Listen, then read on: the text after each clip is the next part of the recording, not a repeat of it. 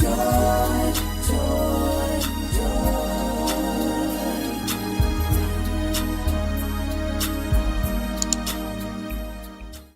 Hello, with us just beginning a new school year, many people realize that building relationships are extremely important. If you have a healthy relationship with the student, then you will have a good year. But if you have a good relationship with parents, you will have an amazing year. Let me play out for you a scenario that might show you why it's even more important to build relationships with parents than it is with their children. If you have a good relationship with a student, if that child is having a rough day, sometimes it doesn't matter what you've done in the past. In that moment, they don't want to work for you. They go home, and this is what might happen. Mom, I don't want to go back to school. Why not, honey? My teacher is always picking on me. What did she do this time? She didn't give me enough time to finish my work, and now I have to finish it at home. Really? Oh no, I'm calling your principal right now, and I'm getting that teacher fired, and you don't have to go to school anymore. Yes. But what if that child had a rough day and you have a good relationship with the parents? Things would be a little different. Mom, I don't want to go back to school. Why not, honey? My teacher is always picking on me. Oh, really? What happened? She didn't give me enough time to finish my work, and now I have to do it at home. That seems so unfair. It doesn't sound like something your teacher would do. Were you using your time wisely in class today, or were you talking? I was talking. Yeah. Get in there, do what your teacher says, and get your work done. Go ahead. But wait, what? Go. Mom. So when you get your parents on your side, there could be some misunderstandings here or there, but for the most part, your year will be amazing. There are a few ways that I help to build relationships with parents, some even before the first day of school.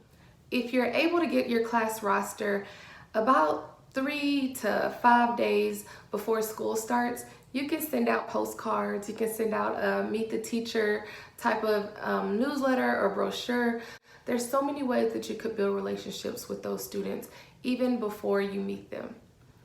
If you're not able to get the roster, you can still build relationships during that first week of school. So one way is to just send out a quick message to parents. You can do that using different apps like Remind, Dojo. A simple email or text message to your parents will also go a long way. And if you don't want to give your cell phone number out, you can always use Google Voice.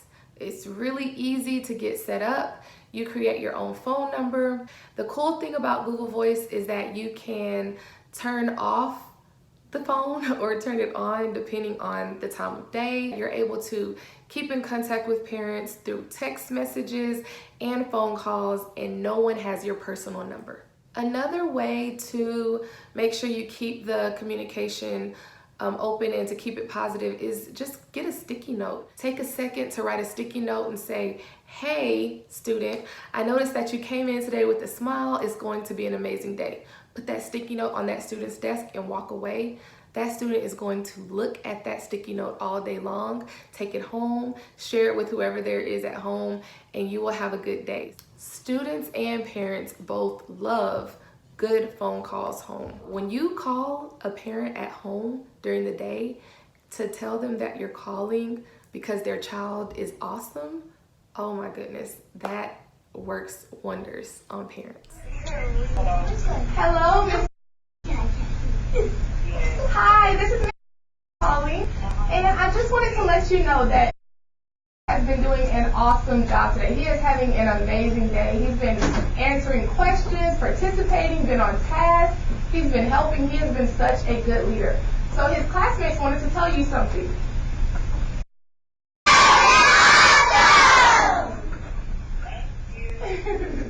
So we hope you have a good day, and we just wanted to share that with you. All right, thank you. Bye. Another way is to bring the parents into your classroom. Now, if parents are not able to volunteer, you can always do this by sending home digital newsletters. They don't take very long. You can use pictures or you can use video, and you don't even have to have the students' faces in the videos. So what I've done is told my students that I'm going to be recording. Then your parents can hear your voices. They know what you sound like. Or I can record your work, and even if your name isn't showing, you can know that those are your hands. And so it helps students because they want to be on their best behavior so that their parents can possibly see them doing good. And then it also lets the parents see what is happening in your classroom. We have this thing in education called the 5-to-1 rule. So what that means is that you try really hard to give 5 positive before you give that 1 negative. It works really well with parents because if you are given 5 good things about your child and then you hear something that's not so good, it's not that bad.